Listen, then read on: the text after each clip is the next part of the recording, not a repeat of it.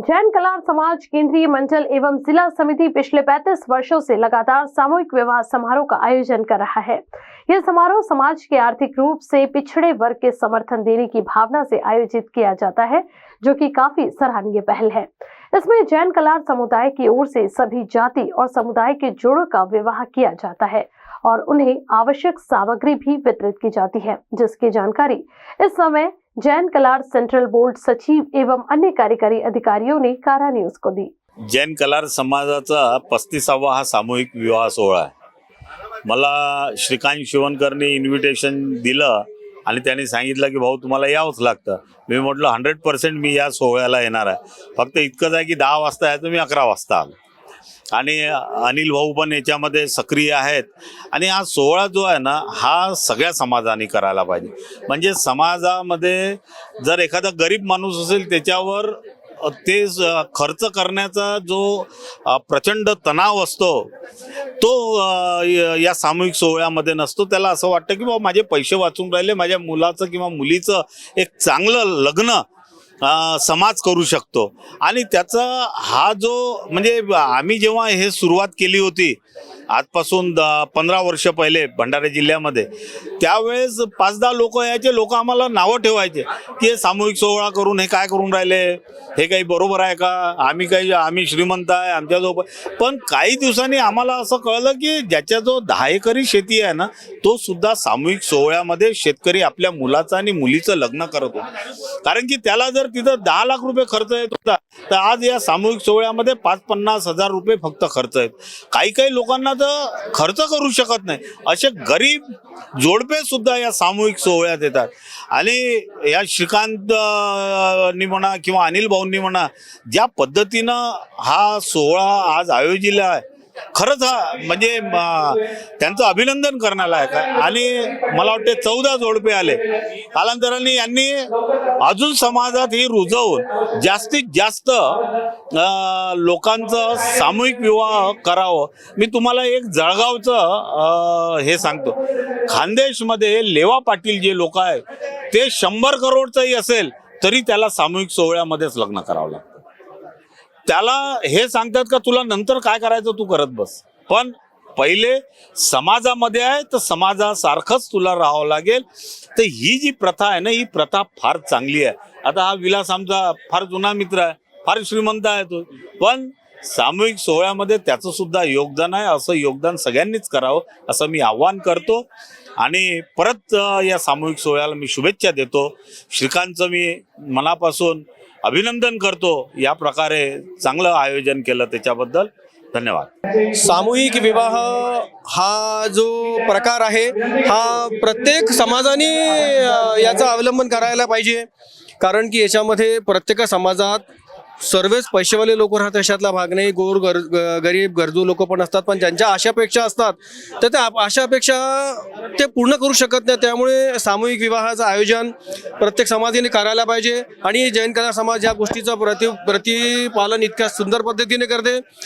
ज्या जोडप्याकडे ज्यांची परिस्थिती गंभीर असली, आर्थिक परिस्थिती बरोबर नसली, हलाखीची असली, त्यांना आम्ही इतकं सुंदर याच्यात त्यांचं लग्न पार पाडतो जे स्वतः पण करू शकणार नाही। अशा पद्धतीने आम्ही पूर्ण मंडळ हिरिरीने भाग घेऊन त्या सगळ्या गोष्टींचं आम्ही पालन करतो। मी विलास हरडे मध्यवर्ती मंडळाचा उपाध्यक्ष आहे आणि सांगायचं म्हणजे गेल्या 35 वर्षापासून कुठल्याही प्रकारचा खंड न पडता या भवनाचं जेव्हा उद्घाटन झालं त्या दिवसापासनं इथे सामूहिक विवाहाचं आयोजन करण्यात येतं। मला असं वाटतं की बाबा गेल्या 35 वर्षापासून हा जो विवाह आपण करतो आहे त्यामध्ये सगळ्या समाज बांधवाचं योगदान असतं। सगळ्या समाजाचे आमच्याकडे जे श्रीमंत लोक आहेत त्यांच्याकडनं या भेटवस्तू म्हणा, म्हणजे शालू म्हणा, मुलाकरता शेरवानी म्हणा, सिलिंग फॅन कोणाकडनं पिंप म्हणा, अशा अनेक प्रकारच्या भेटवस्तू या ज्या नवदंपत्या यांना देण्यात येतो। आणि मला असं वाटतं की सगळ्या लोकांनी त्यात सहभागी व्हावं, सगळ्या लोकांनी देणगी स्वरूपात मदत करावी। देणगी देणं हा मोठा मुद्दा नाही आहे, परंतु समाज एकत्र होतं त्या माध्यमातून। समाज लोक एकत्र होतात, देणगी दिल्यामुळे असं होत नाही की बाबा मोठा आहे माणूस, पण त्याचा सहभाग मात्र इथे होतो। म्हणून सगळ्यांना मी पुन्हा एकदा विनंती करतो की त्यांनी या सोहळ्याकरता जास्तीत जास्त योगदान करावं एवढं म्हणते। जैन कलार समाजातर्फे हा 35वा सामूहिक विवाह सोहळा इथे संपन्न होतो आहे। 14 जोडपे वर वधूचे या ठिकाणी आलेले आहे। आजच्या काळाची गरज समजून सर्वांनी, गरीब श्रीमंत असो कोणी असो, त्यांनी अवाढव्य खर्च न करता सामूहिक विवाहात सहभागी व्हावे एवढंच मी या प्रसंगी सांगतो. इथं आलेल्या सर्व जोडपांना जीवनावश्यक वस्तूची सर्व भेट समाज बांधवांनी दिलेली आहे. समाजातर्फे सुद्धा 11,000 रुपये दिलेले आहे. हा सर्व खर्च प्रमुख त्यांनी समाजातर्फे होत नाही, समाजामधल्या मान्यवर जे आहेत ते सर्व मिळून या ठिकाणी खर्च करतात, हे प्रामुख्याने सांगायचं आहे. धन्यवाद. जैन कलार समाजाचा हा 35वा सामूहिक विवाह सोहळा आहे. 35 वर्ष सातत्याने जैन कलार समाज सामाजिक स्तरावर अग्रेसर आहे. कारण की लग्नामध्ये जो अपव्यय होतो पैशाचा, तो कुठेतरी टळला पाहिजे. ते पैसे चांगला सामाजिक कार्यासाठी लागले पाहिजे.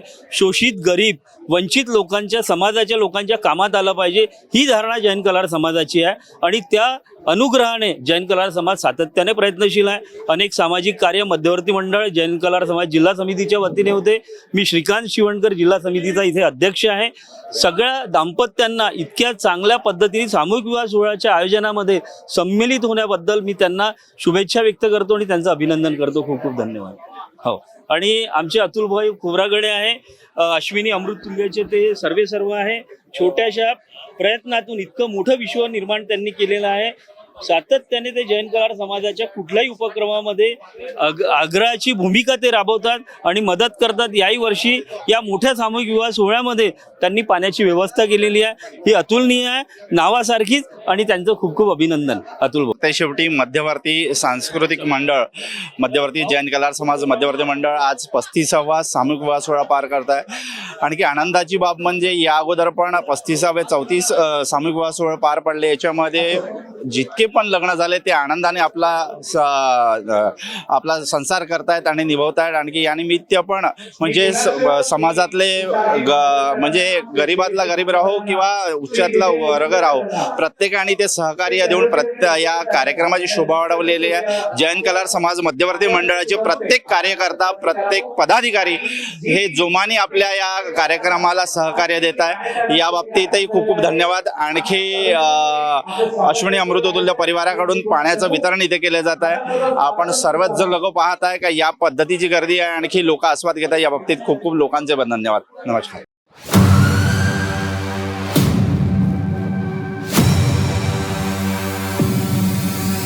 फॉर्चून एक दंत, आपके सपनों का घर। फॉर्चून इंफ्रा ग्रुप लेकर आए हैं आपके सपनों का घर।